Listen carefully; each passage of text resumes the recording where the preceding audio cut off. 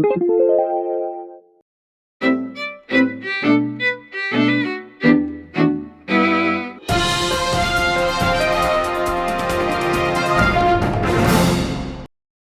to all from my Zoom room. I am Wendy Feinberg, co-director of the award-winning Port Jefferson documentary series, and I hope everyone enjoyed watching Once Were Brothers, Robbie Robertson and the Band. Thank you for joining us for the Q&A with Daniel Roa, the director of this fabulous film, moderated by Tom Needham, the host of The Sounds of Film on WUSB Radio. I hope they will answer some of the questions you may have during this Q&A. If you have further questions, please shoot us an email or ask on our contact page at portjeffdocumentaryseries.com, and we will try to get you an answer. Also, please make sure you watch Pete Mancini sing a few of the band tunes if you haven't as yet. And a huge thank you to Daniel, Tom, Pete, and Magnolia Pictures for helping us make this happen. Hope to see you at the movies in the near future, but until that happens, please try to fill your time at home with some joy and comfort. Take it away, Tom and Daniel. Thanks, Wendy, and thank you, Daniel, for agreeing to do this film festival online. I wanted to ask you before we start talking about your movie, which I loved, how this pandemic has been affecting you personally as well as professionally. Like everyone, and I think it's a cause for anxiety and stress, but ultimately I have a lot to be grateful for. And thankfully my family and loved ones are all fine. And you know, for me, it's just really annoying to be cooped up. But at the end of the day, there are a lot of people whose fates are far more tragic and are going through things that are far more challenging. And so it's those people that I'm thinking about. Professionally, films aren't really being made now. You can't shoot a film. Yeah. Have you done a lot of these online film festivals? So I have a couple films. No, I have not. This is the first one.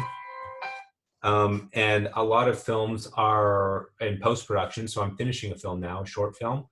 But other than that, just developing and waiting for this to end, like a lot of other people, and staying busy and taking French lessons. Oh, that's good.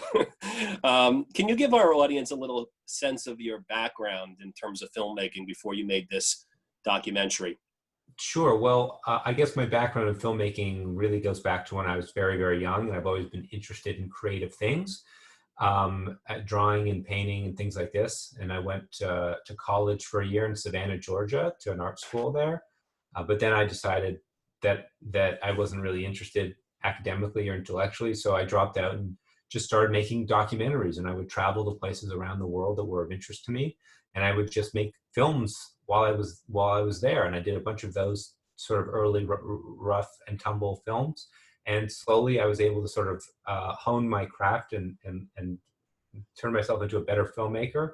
And then this opportunity came around to work with Robbie Robertson on his documentary. And that obviously was an exciting opportunity that was that took my career to the next level. Now, I understand that before you got involved with this movie, you were already a big fan of the band. Is that correct?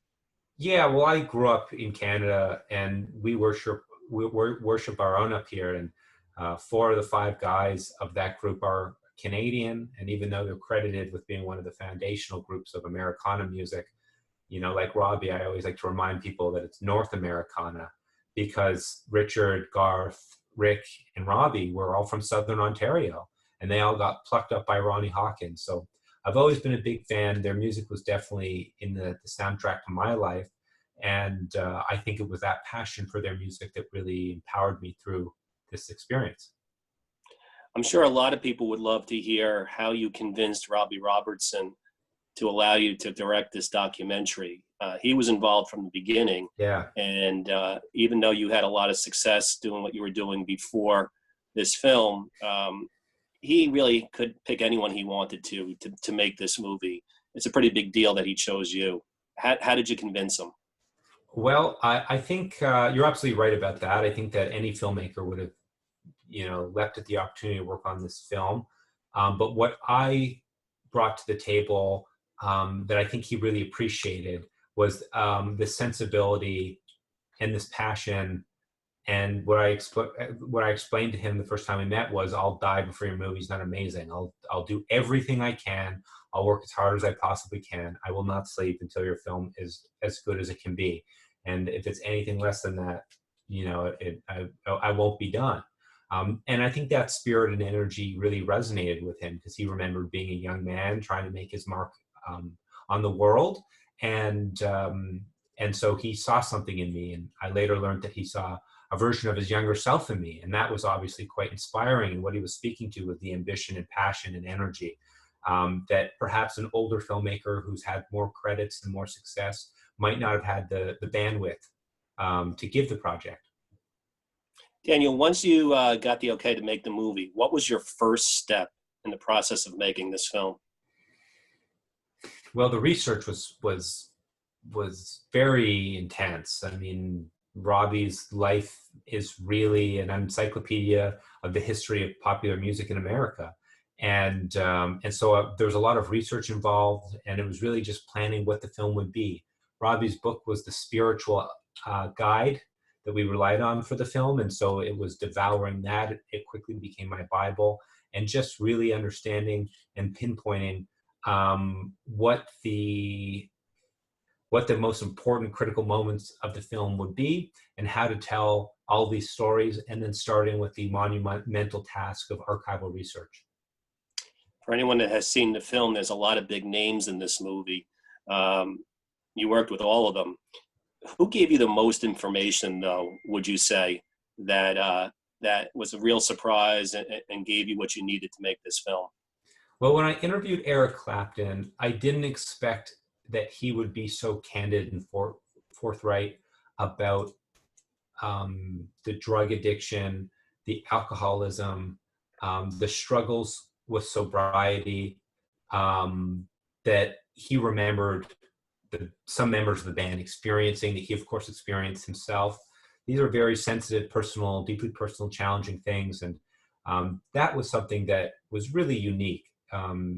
He was very, very candid in that regard, and spoke with an expert knowledge on the disease that is alcoholism and addiction.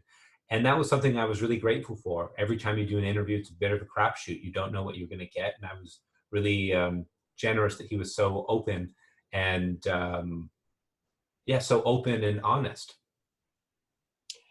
Daniel, a lot of times when a famous person will hire someone either as a director for their documentary or as a co-writer on a book, one might hesitate a little bit out of fear that they won't be able to do the film that they want to, because the person that they're making the film about is right there, that they're involved in the project. Did you have any concerns like that at all working with Robbie Robertson? No, because, so much I think of these rock and roll stories, the way that the artists themselves communicate them and tell their own stories is largely myth making. And I think, a good documentarian or storyteller will be able to sort of see through that veneer of myth making and get to the emotionality and human truth that underlines all of that. And in regards to working with Robbie, I wasn't too worried about him being involved, because he really wasn't. I mean, for 12 months, we were just doing our work, and then we would show him a rough cut, and he was like, "This is really great." But I had a very clear sense of what I wanted the film to be, and he was really, really respectful and good at just letting me do my thing and giving us, the creatives, the space and time to make something really great. When you say that you had a really good vision of what you wanted the film to be, I know the starting point was the book, but what did you bring to the vision in terms of making it into a movie?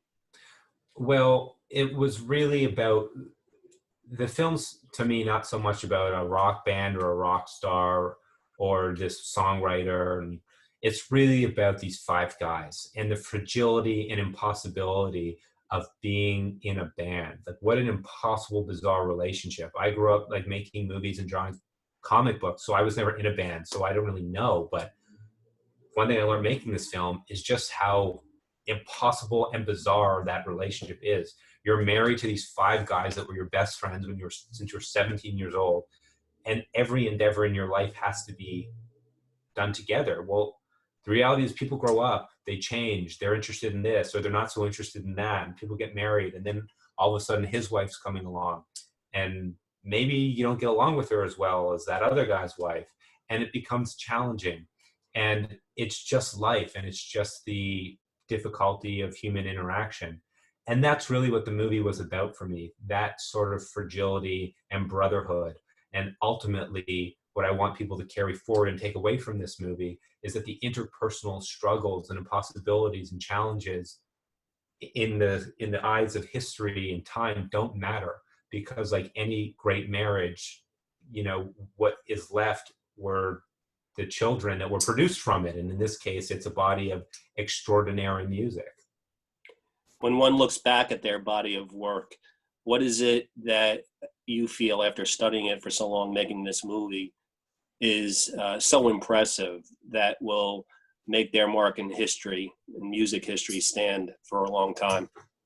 Well, when the band's first record came out, you know, it just turned heads. It was like nothing anyone had ever heard before. You know, to quote Bruce Springsteen, he really articulated it well. He said, you know, it's not like anything we'd ever heard before, but it had always been there. And I think it's that magical, intangible quality, a timelessness, but at the same time, it sounds completely new. And it's hard to articulate exactly what that is, but when you hear it, you feel it and you know it. And I think it's that intangible, magical quality that will inspire and live on as long as people are listening to music, and as long as there's a society. That band and their musical contributions will continue to exist, because there's just so much soul in the music. There's so much heart. And, you know, when 5 guys of great talent are able to come together and create something so, it just has longevity. And that's something that I think is really unique. One of the exciting things about this movie is that you also had the opportunity to work with Martin Scorsese. He's one of the producers on the film. And of course, he famously directed The Last Waltz, but he's also done many landmark music documentaries. It must have been a little bit intimidating, although you don't seem like the type of person to get intimidated. But what kind of support did he actually offer when making this film? And what did you learn from someone who's had so much experience making music documentaries? Well, what type of support did he offer? He, you know, is obviously someone who's very passionate about the band and their legacy, and passionate about music in general. So I think it was just embedding the production and sharing that passion with us and reminding us why we're doing this. He was really generous to look at cuts and give us notes. It's kind of an incredible thing when Martin Scorsese looks at your rough cut and gives you notes on it. You know, he was just a really, someone like that just brings a wealth of experience, and, you know, you really just pay attention and cling to every word, and it forces you to do your best and up your game, because you don't want to show something bad to a guy like that. I can't imagine the pressure. We learn a lot about Robbie Robertson in this film, obviously, and you do a fantastic job telling his story. We learn about his work ethic. We learn about his love of family. We learn about his passion for music. I was wondering, though, in the time that you spent making this movie and getting to know him a little bit better, what do you feel is his key to success? Robbie is a perfectionist, and he's ambitious. If it's not as good as it can possibly be, why does it exist? And that's the pedigree that he brings to everything he does. And I think for his collaborators, often that level of perfectionism can be annoying or difficult, but that's why he is who he is. Also, what's unique about Robbie is that he's highly ambitious. He always has been since he was 15 years old. And he works incredibly hard, and he pays attention to what's going on around him. And he's just a really, really smart, focused guy. And so that's why I think he and I were in sync. I sort of am a perfectionist with my work. And, I would have done anything to make this film as good as I possibly could have. When we didn't have money for an editor, well, I learned to edit and started cutting the film. It's like whatever we had to do to finish the movie, I would have done. And that's the spirit that I think Robbie has with his own work. So you learned how to edit to make this movie. That's amazing. What was that experience like for you?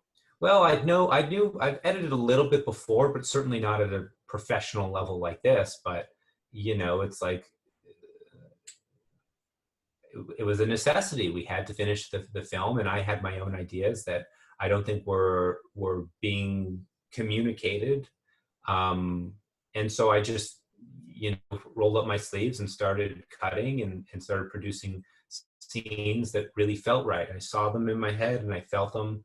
I felt them when I closed my eyes and watched the movie play before it was edited. And then it was just a question of, okay, making it happen and implementing. So it is what it is, but you got to do whatever I could have done to make the film. Sometimes when one has that experience of having total control, it's hard to give it up the next time they make a movie. Is this something that you would want to do again? Shoot it and edit it, the whole deal? Well, I just think the way, documentary specifically is such like a pain in the ass, unforgiving, horrible, terrible medium. It's like a horrible job. It's a horrible career. It just sucks, but it's the only thing I know how to do. It's the only thing I want to do. And it's just like this unhealthy, toxic relationship. And I'm just obsessed with it. And I don't know what else I can do. And in order to make a film, because it's such a horrible process of getting things financed and this and that, you have to be 200% passionate about the material. I could not make a film if I was not prepared to live in that world every single day for 2 or 3 years for very little pay, with no guarantee that there will be any payoff at the end. When I was sitting in the edit room in a little suite in downtown Toronto on a cold February morning at 7:30 in the morning when I get to work, you don't know that this film is going to open TIFF or go on to be seen all over the world. You hope that's what you aspire to, but you don't know. And so the only way you can emotionally get through the challenge that is making the thing, and I think this goes for writing a novel or creating an album. Anytime you're creating something, it's just like, you got to love it. Like when I'm feeling depressed and I don't want to make this movie anymore, I'll just put on, the Brown album or Music for Big Pink and be like, oh yeah, this is why I'm doing this, because I love this music so much. And it means a great deal to me to be able to share where it comes from. And I think that's something I just want to add, that has been specifically highlighted in the last few weeks. I spent a lot of time on film festival panels and circuits with this movie, sitting across from filmmakers, men and women, who have made extraordinary films, very important films, human rights films, in hospitals in Syria and in Iceland and all over the place, telling very important stories. And it made me sort of think like, oh, well, I just made a little rock and roll movie. Who cares? And in the last 3 or 4 weeks, since we've been in this new COVID world, what has really come into focus is this reality of like, oh, my film is providing people with 2 hours of much needed musical respite from what's going on around them. And people have been writing to me and expressing their gratitude for that. And it's forced me to reframe this thing that I made in my own head and realize that, oh, this is a contribution that actually matters. And that's been something that's been very particularly rewarding for me. That's fantastic. Just to go back to what you originally said, I mean, you gave a little bit of an explanation, but I think a lot of people would be shocked to hear your description of being a documentary filmmaker as being so terrible. Yeah. I don't know if you were just exaggerating, but for those people that maybe falsely believe it's so glamorous. It's the analogy I think of when I think of making documentaries is that I once got so anxious and had a panic attack. Before I was working on this movie, it was so horrible that I very impromptu took a bicycle trip. I rode a bike across Cuba, just as like a getaway, unplug, think about something else. And when you're riding a bike across Cuba, you know, there are moments when you are just riding up hills that are horrible. No one told me before I did this that Cuba's got a lot of hills in the middle of the country. And so you're spending 2 hours just struggling and your legs are killing you and it's absolutely just shit and it's terrible. And you're just pedaling one pedal after another. And after like 2 hours, you get to the top and then you start to roll down. And for like 4 minutes, you're just like, you know, your hair's blown in the wind and everything's whizzing by and you're the king of the world and it feels great. And I think that metaphor is just making stuff, whether it's any type of art, film, music, writing a book. That's what it is. One of my good, really dear friends and mentors is the beloved novelist John Irving. And, you know, John, he lives here in Toronto, and he wrote to me the other day, and he's staying in his apartment. He's obviously on quarantine lockdown, and he's every day going on his treadmill and hiking it up to the incline, the tallest level, and just walking up, you know, walking up a hill, walking up a hill, walking up a hill. And he does that for half an hour, and he describes it. He's like, oh yeah, it's like finishing a novel. And I think that's just like any art. It's just like, that's what you're doing. You're just schlepping up a mountain until you get to the top, and then you get to feel good for 5 minutes. And it feels amazing. And you're like, I wish I could just bottle this up and take a little sip of this, you know, when I'm anxious again in a month. And that's just the process. So I love it and I hate it and I couldn't do anything else, but I think about doing something else all the time because it's horrible, but it's also the greatest thing in the world. Well, Danny, you alluded to before that you learned in making this film that you're a lot like Robbie Robertson. And one of the characteristics you mentioned is that he's ambitious, you're ambitious. What are your ambitions moving forward? Well, I just want to have a net positive impact on the world. One thing a perspective I gained from making this film, being a young man, sort of on the cusp of starting my career, making a film about an older man who is at the end of his remarkable career, is that I forced to frame my life in a new way. Normally, I just saw my life or thought of my life in a year, or what am I going to be doing in a year or 5 years? But now I have this fortitude that I didn't have before of like, oh, one day I'm going to be 78. That's a long time. I have a lot of years to do a lot of different things.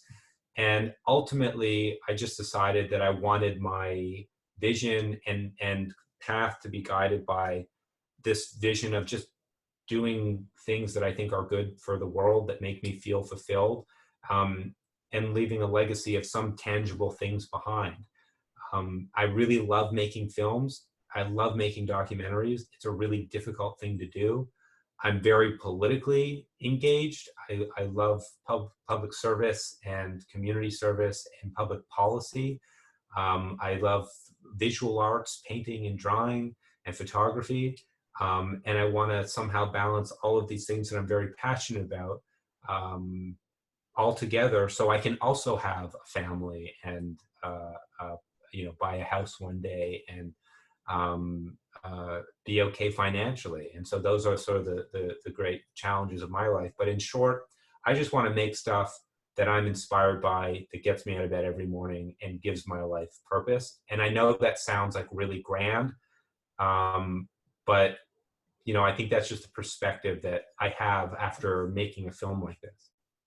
Well, the film teaches that it is important to think in those terms. After having shown this film all over the world, what would you say is the number one thing that you're hearing from audiences? And we can wrap this up with this question. You know, I think I appreciate when people tell me things like, your film brought me back to this time and place when I was 16 years old or 14 years old, and I bought this record and it changed my life. And I remember that summer, or I remember when that happened. And I remember driving across the country and listening to that record or whatever it is. And I think that if you can make a piece of art that connects with someone on that level, make a film that transports someone back to a time in their life that really means a lot to them, and makes them access and engage those feelings of, I guess, nostalgia. I think that's a really beautiful thing, and that's a contribution that I'm very happy to have made. And I think people get a real kick out of the fact that, you know, this film is my vision. It's my film, and you know, I wasn't around for the band. They had been broken up for many years before I was even born. And what that speaks to is like the timelessness, the generational defining, or rather the generational obscuring barriers that this music has. I mean, it'll be listened to forever. I'll listen to it. My kids will listen to it. And that's something that's really special. And I think that's something that I really appreciate out of this process. Well, I want to congratulate you. You did a fantastic job making this movie. Thank you very much. And you are so wise for someone your age. And thank you. I think you were exactly the right person to, bring Robbie's book to life.